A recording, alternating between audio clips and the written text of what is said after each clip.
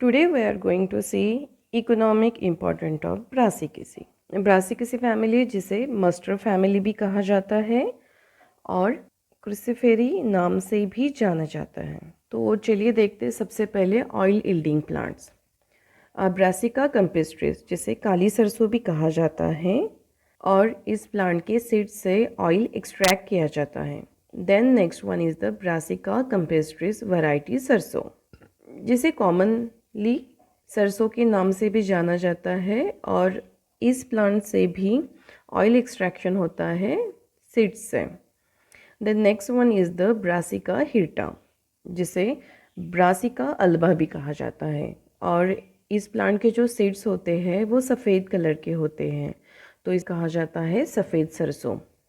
तो सफ़ेद सरसों से भी ऑयल एक्सट्रैक्शन होता है, इसके सीड से ऑयल एक्सट्रैक्शन होता है।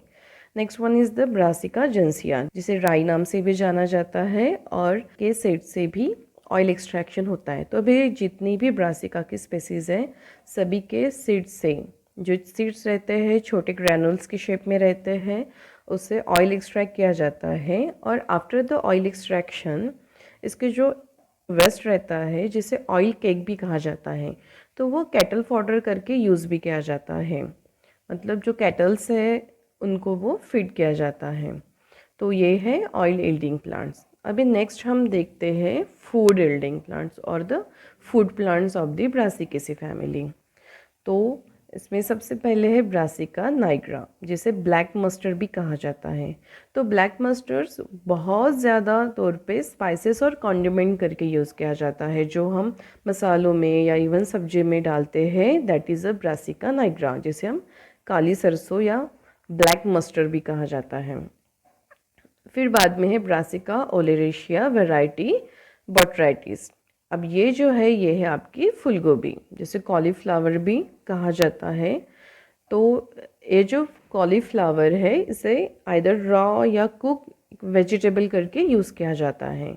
Then next one is the Brassica oleracea variety capitata. अब ये जो वैरायटी है कैपिटाटा ये है आपकी बंद गोभी जिसे कैबेज भी कहा जाता है और इसकी जो लीव्स है वो use as a vegetables.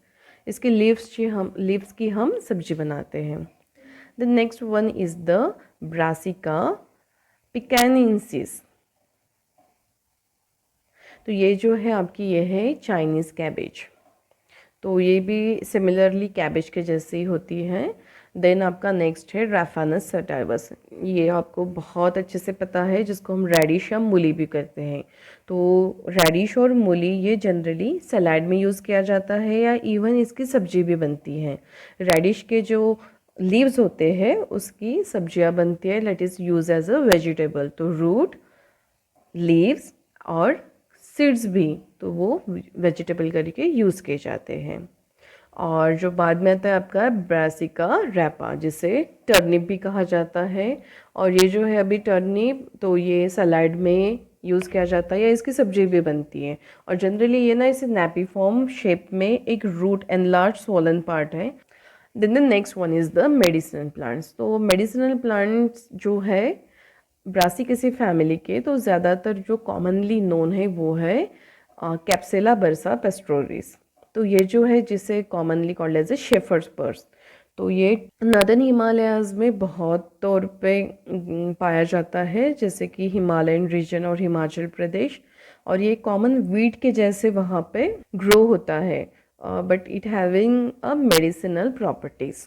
Then the next is ornamental plants. The ornamental plants is like Iberis amara जिसे रॉकेट कैंडी टब भी कहा जाता है, which is a well and the largely grown for the ornamental, जो garden में बहुत ज़्यादा तौर पे उगाया जाता है। देन दी मिथियोला इंक्याना जिसे हम स्टॉक भी करते हैं या फिर तोंदरी सफ़ेद जिसे वर्नाकुलर लैंग्वेज में बोलते हैं, और ये भी अपने फ्लावरिंग और ये ब्यूटिफिकेशन के लिए लगाया जाता है। बहुत सारे गार्डन में आपको ये दिखेगा। तो ये है दो ऑर्नामेंटल प्लांट, आइबेरिस अमारा और मिथोला इंडियाना।